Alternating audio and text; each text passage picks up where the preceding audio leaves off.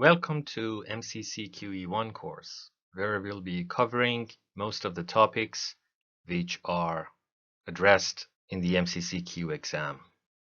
Today we'll be covering esophagus from gastroenterology.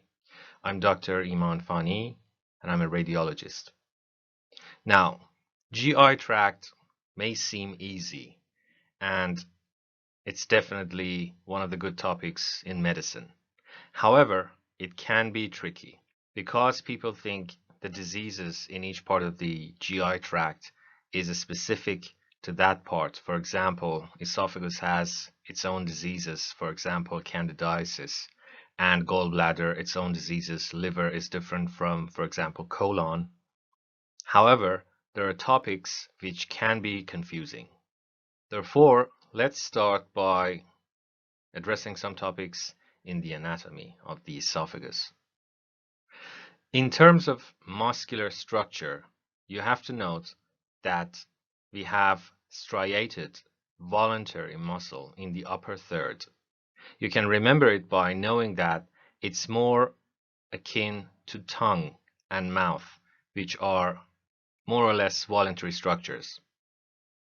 Therefore, diseases of the striated muscle like dermatomyositis, polymyositis, and myasthenia gravis, which is a disease of the neuromuscular junction, is more common in the upper third of the esophagus. Now, middle third is transitional zone, has a mix of smooth muscle, involuntary muscle, and striated muscle. And the lower third is involuntary smooth muscle, which is involved in case of scleroderma or systemic sclerosis. And this disease causes relaxation of the lower esophageal sphincter and reflux. So that's for the muscular structure. And you shouldn't mix it up with the epithelium of the esophagus, which is stratified squamous. It's stratified, it's not striated. And this kind of epithelium is prone to squamous cell carcinoma, which is more common in African American populations and smokers, also people who drink alcohol. The other common carcinoma of the esophagus is adenocarcinoma, and it's the result of metaplasia of squamous, that stratified squamous epithelium, to columnar epithelium, which is called Barrett's esophagus. And Barrett's is a result of reflux disease, gastro-esophageal reflux disease, GERD, which is more common among the Caucasian population. So squamous cell carcinoma, more in the upper third and middle third, although it's seen along the length of the esophagus, is seen in African American populations, and adenocarcinoma, lower esophagus, acid reflux related, Barrett's, Caucasian. In terms of arterial supply, we see left gastric supplying parts of the esophagus and also left inferior phrenic artery. Left gastric artery is the artery that supplies parts of the fundus and lesser curvature of the stomach too.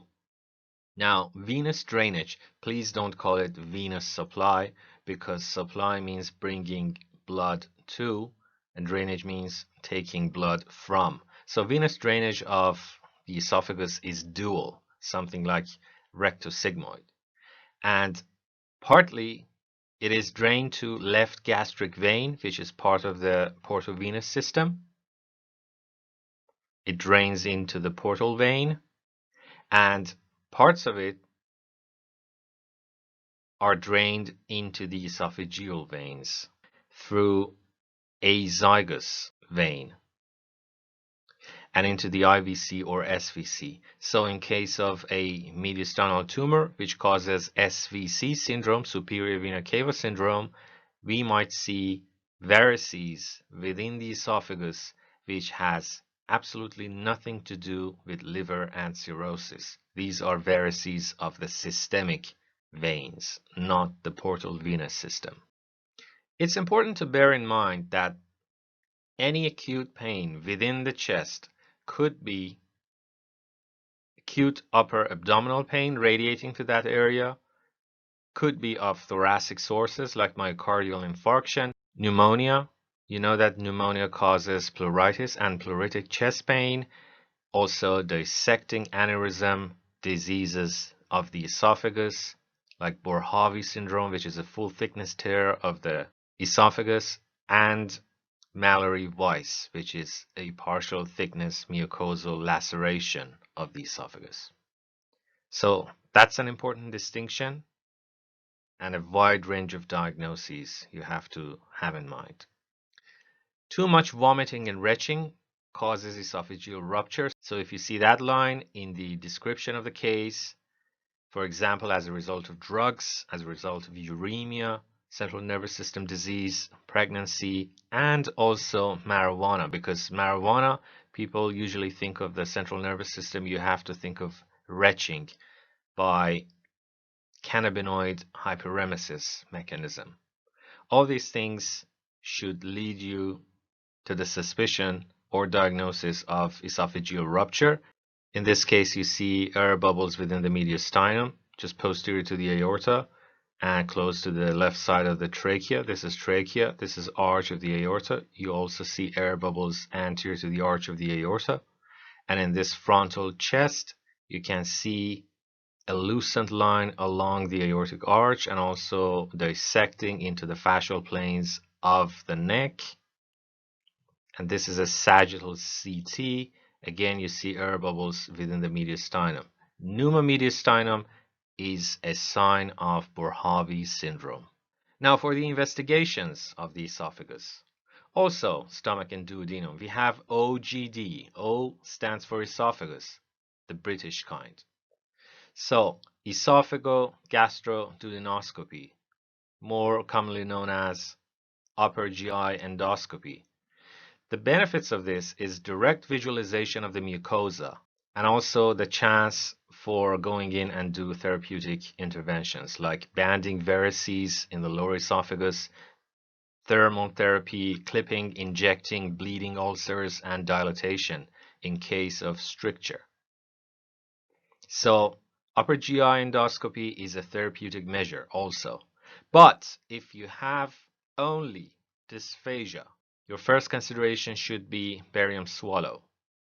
And interestingly enough, in case of decreased levels of consciousness, you might think that aspiration is a high risk in these patients. However, if it is not deep, if it is not complete, suppression of the central nervous system is not complete, you can do barium swallow.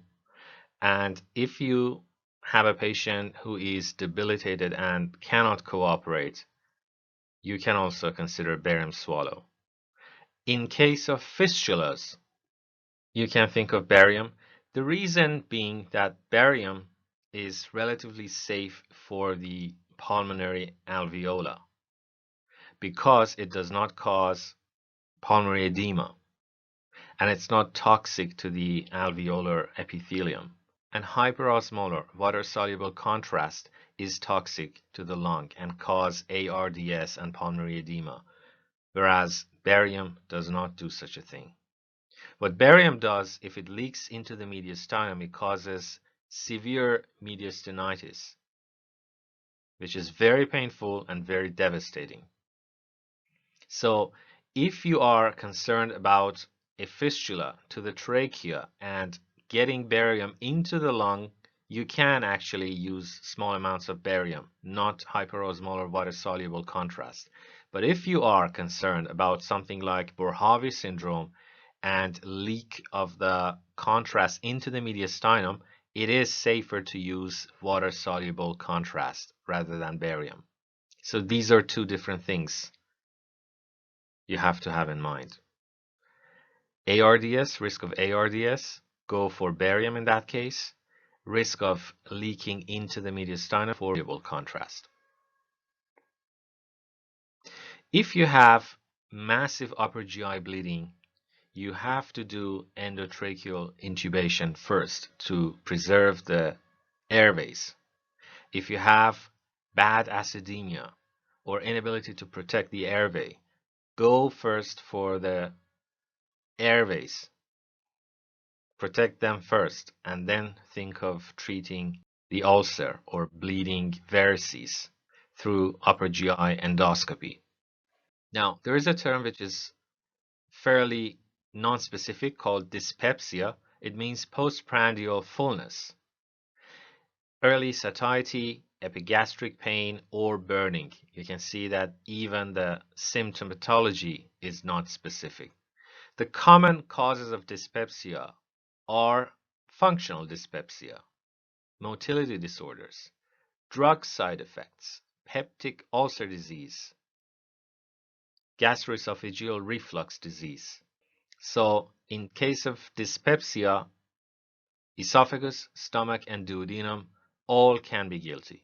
The uncommon causes are angina, Crohn's disease, cancer like stomach cancer, pancreatic cancer, hepatic carcinomas. Gallstones can cause dyspepsia, remember that, and aerophagia, habitual aerophagia, for example, as a result of anxiety or dry mouth or psychological disorders can cause dyspepsia. Also, dyspepsia has some rare etiologies like Giardia lamblia. Remember that Giardia is a rare cause of dyspepsia. Malabsorption like celiac sprue and pancreatitis. The difference between dysphagia and odynophagia is also important. Dysphagia means difficulty swallowing. It's a mechanical problem. It can be as a result of obstruction or dysmotility of the esophagus. Odynophagia, on the other hand, is pain. Odyna is pain. Dysphagia is mechanical. Odynophagia is a result of ulceration or inflammation, for example, eosinophilic esophagitis. Now, a more in-depth look into the differentials of dysphagia. It can be mechanical, which is a peptic stricture, for example, a cancer. Eosinophilic esophagitis, remember that eosinophilic esophagitis can cause both dysphagia and odynophagia. An extrinsic compression.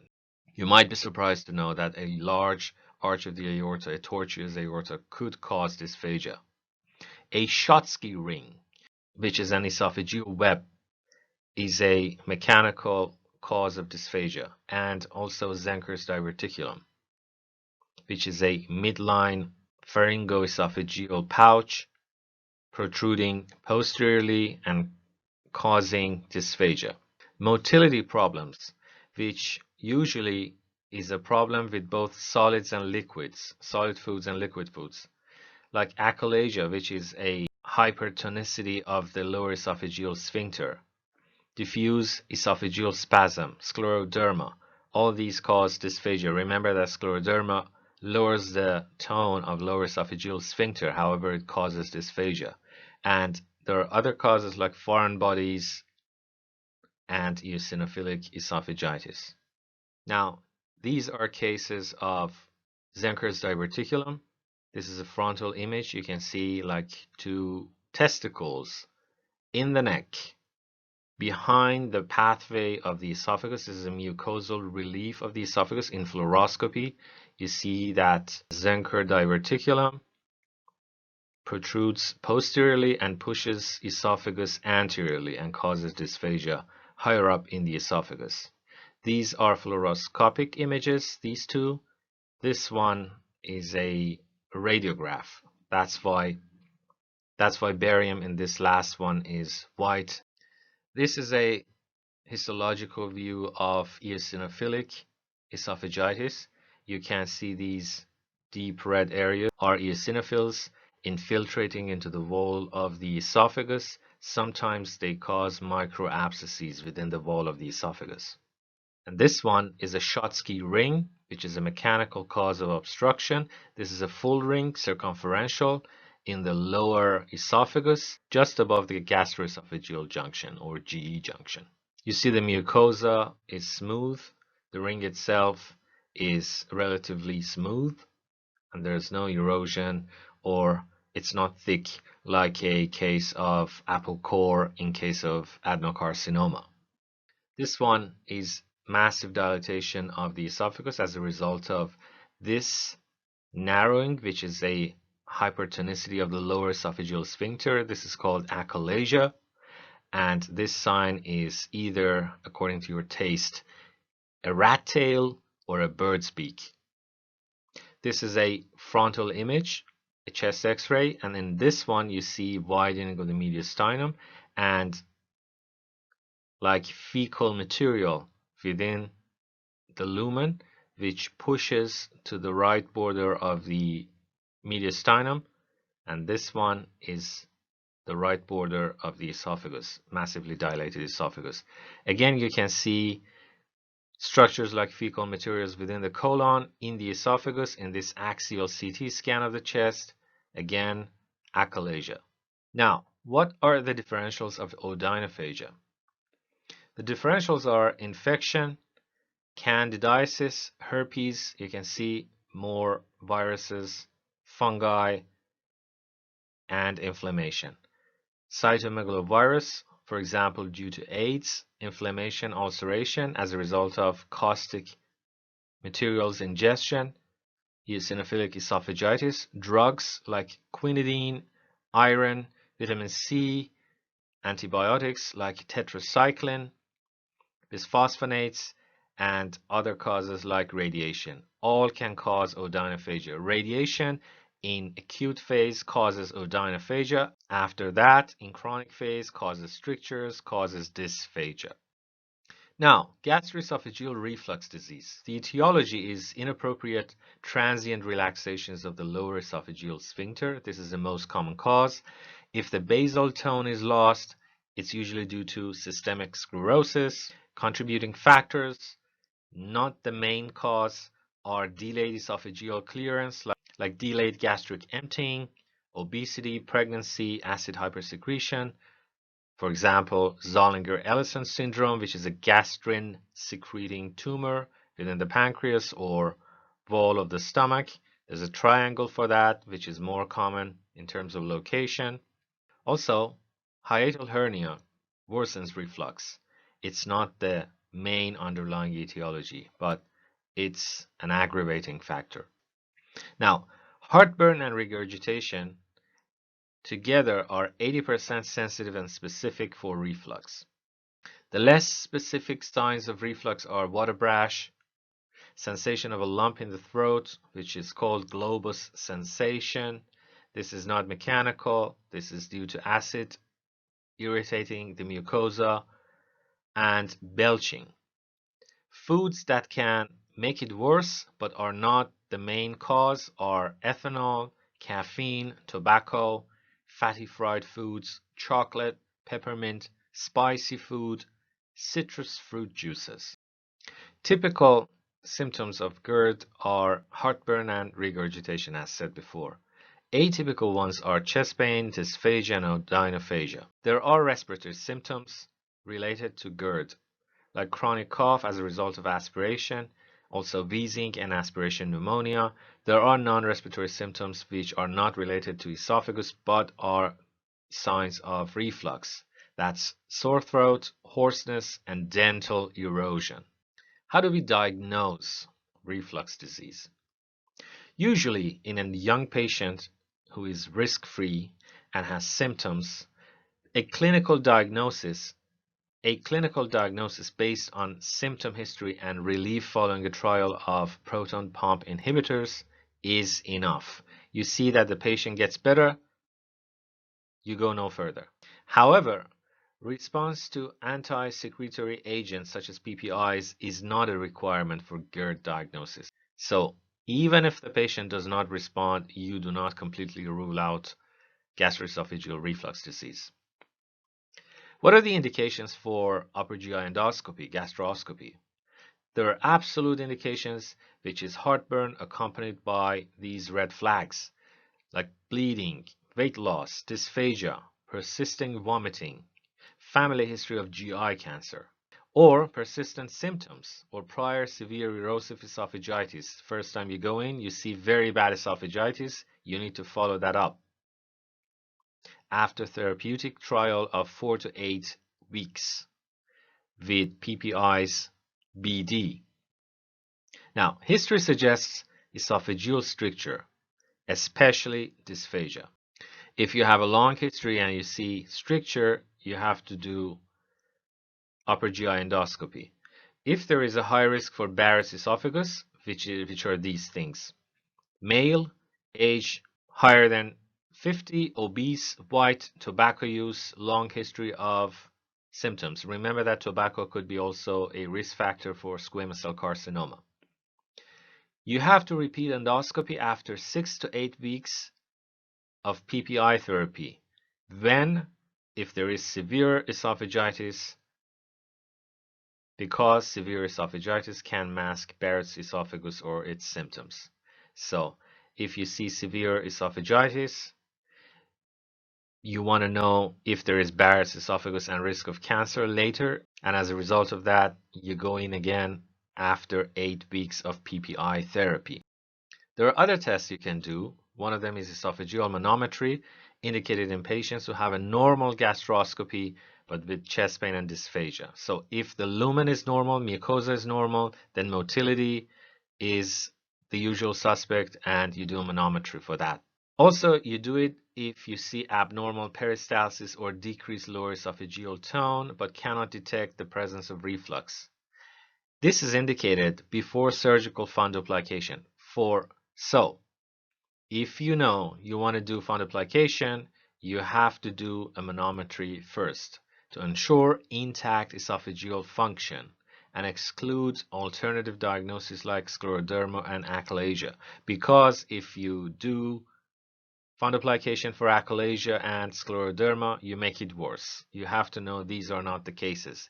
You have to make sure if this is just pure lower esophageal sphincter tone and you want to do fundoplication, you have to rule out everything else. Surgical fundoplication is more likely to alleviate symptoms if lower esophageal pressure is diminished, and less likely to be successful if peristalsis is abnormal. 24-hour pH monitoring. That's something which is a gold standard for reflux, but you don't do it usually, as always. However, pH monitoring is most useful if PPIs do not improve symptoms. What is a treatment? Treatment is proton pump inhibitors. These are the most effective therapies and need to be continued as maintenance therapy. On demand, or if necessary, other treatments are antacids like magnesium aluminum. H2 blockers like cimetidine or PPIs can be used for non-erosive reflux disease. Now, diet helps with the symptoms, not the disease. Avoiding alcohol, avoiding coffee, spices, tomatoes, and citrus juices. Only beneficial lifestyle changes are weight loss and elevating the head of the bed. If you discontinue therapy, symptoms may recur. Now, there are some interesting side effects with PPIs. One of them is colonization of the gut with Clostridium difficile. Also, hypomagnesemia and vitamin B12 deficiency. Chronic kidney disease. Remember, chronic kidney disease comes with PPI treatment. Dementia and death. Stopping proton pump inhibitors can cause a rebound effect, meaning that the acid secretion gets even worse than before treatment. But these bad associations do not keep us from doing it. So we prescribe PPIs and we watch and we are careful and monitor the patient for any of these interesting complications. If your patient is taking non-steroidal anti-inflammatory drugs or antiplatelet drugs, it's good to give them PPIs, but do emphasize the importance of being as definitive as possible when making these diagnoses and accurately assessing risk-benefit ratios. What are the complications of reflux? Stricture is one complication which causes dysphagia to solid foods, esophagitis, ulcer, bleeding, Barrett's esophagus, and esophageal adenocarcinoma Gastroscopy is recommended for patients with chronic GERD or symptoms suggestive of complicated disease. For example, anorexia, weight loss, bleeding, and dysphagia. That's very important. And again, we have a non-erosive reflux disease in which esophagus is normal. In that case, aim for symptom relief only with PPIs. If there is esophageal inflammation and esophagitis, you have to aim to heal inflammation with PPIs or surgical fundoplication. So continued long-term use of PPIs if you see esophageal inflammation. If you don't see esophageal inflammation, there's no erosion, you just treat the symptoms. Symptoms gone, you discontinue the drug. And congratulations, you are now a GERD master. Please don't forget to like and subscribe if you want to see more of these videos. Thank you so much and good luck on your exam.